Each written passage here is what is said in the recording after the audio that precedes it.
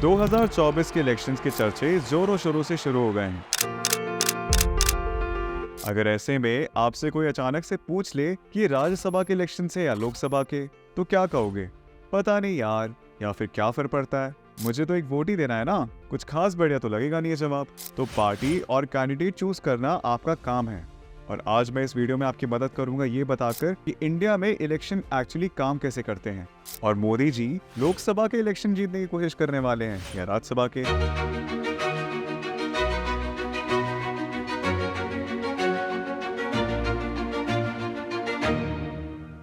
स्वागत है आपका इस चैनल में, और आज कुछ नॉलेज बढ़ाते हैं about the election process of India, या फिर भारत, क्या बोलूं। चलो इस वीडियो में इंडिया ही यूज कर लेता हूं। अगर आप भी कंफ्यूज हो ये भारत और इंडिया को लेकर, तो ऊपर लिंक दे रहा हूं मेरी दूसरी वीडियो का, जल्दी से जाओ और उसे देखो, सब क्लियर हो जाएगा। हाँ, पर इस वीडियो के बाद देखना, इसे बंद मत करना। इंडिया के पार्लियामेंट के 3 मेजर पार्ट्स हैं: प्रेसिडेंट, लोअर हाउस जिसे कि लोकसभा कहते हैं, और अपर हाउस जिसे राज्यसभा भी कहते हैं। लोकसभा को हाउस ऑफ पीपल भी कहते हैं क्योंकि इसके मेंबर्स देश की जनता चुनती है। तो जब आप वोट करते हो तो आप लोकसभा के लिए रिप्रेजेंटेटिव चुनते हो, ऐसे लोग जो आपको देश की पार्लियामेंट में रिप्रेजेंट करें। लोकसभा में टोटल 550 सीट्स होती हैं। राज्यसभा के मेंबर्स की सिलेक्शन में सिटीजन्स का डायरेक्ट इन्वॉल्वमेंट नहीं होता, इन्हें एमएलए यानी कि मेंबर ऑफ लेजिस्लेटिव असेंबली चुनते हैं।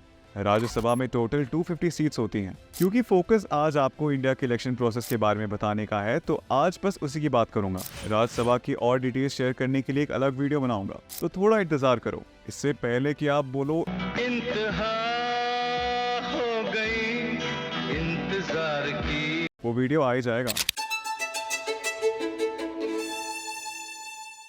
बैक टू लोकसभा की थोड़ी सी डिटेल्स, और उसके बाद बताता हूँ इलेक्शंस का पूरा प्रोसेस। 550 में से 530 मेंबर स्टेट्स को रिप्रेजेंट करते हैं और 20 करते हैं यूनियन टेरिटरीज को। एट प्रेजेंट लोकसभा में सिर्फ 545 मेंबर्स हैं, क्योंकि 20 की जगह सिर्फ 13 मेंबर्स ही यूनियन टेरिटरीज को रिप्रेजेंट करते हैं। एक इंपॉर्टेंट चीज, कुछ सालों पहले तक लोकसभा में 552 सीट्स होती थी। 2 मेंबर्स को एंग्लो इंडियन कम्युनिटी से डायरेक्टली प्रेसिडेंट नॉमिनेट करते थे। जब कॉन्स्टिट्यूशन बना तो इन सीट्स के लिए सिर्फ 10 साल का ही प्रोविजन दिया गया था, लेकिन ये एक्सटेंड होती रही, और आखिर 104th कॉन्स्टिट्यूशनल अमेंडमेंट एक्ट 2019 से इन सीट्स को एबॉलिश कर दिया गया।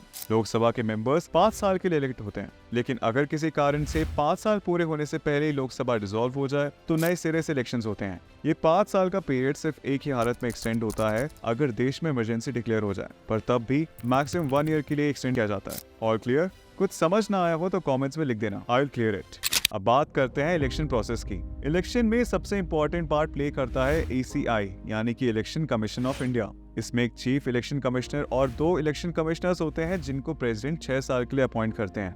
एक बार अपॉइंट हो जाने के बाद इन्हें सिर्फ पार्लियामेंट ही हटा सकती है। इनके पास करीब 300 लोगों का स्टाफ होता है। इलेक्शन के लिए पूरे देश को कॉन्स्टिट्यूएंसीज में बांटा जाता है। इंडिया में टोटल 543 पार्लियामेंट्री कॉन्स्टिट्यूएंसीज हैं, और हर जगह से एक मेंबर इलेक्ट होता है। इनमें से 412 जनरल कैटेगरी के कैंडिडेट्स के लिए, और 84 शेड्यूल्ड कास्ट और 47 शेड्यूल्ड ट्राइब्स के कैंडिडेट्स के लिए रिजर्व्ड हैं। सबसे पहले होती है इलेक्शन नोटिफिकेशन। ECI की रिकमेंडेशन पर प्रेसिडेंट ऑफ इंडिया इलेक्शंस की नोटिफिकेशन इशू करते हैं। इसमें इलेक्शंस की कंफर्म डेट्स बताई जाती है। डेट्स इशू करते समय बहुत से फैक्टर्स को कंसीडर किया जाता है, कि वेदर कंडीशंस, आने वाली इंपॉर्टेंट इवेंट्स और सिक्योरिटी फोर्सेस की अवेलेबिलिटी। इस डेट की नोटिफिकेशन से लेकर सभी कैंडिडेट्स को 7 दिन में अपने नॉमिनेशंस फाइल करने होते हैं। अब होगा नॉमिनेशन, जिसके फाइलिंग के भी स्ट्रिक्ट रूल्स होते हैं। नॉमिनेशन पेपर एक सेट फॉर्मेट में ही भरा जाना चाहिए, और इसमें कैंडिडेट का नाम, उम्र, एड्रेस और इलेक्टोरल रोल सीरियल नंबर भी होना चाहिए।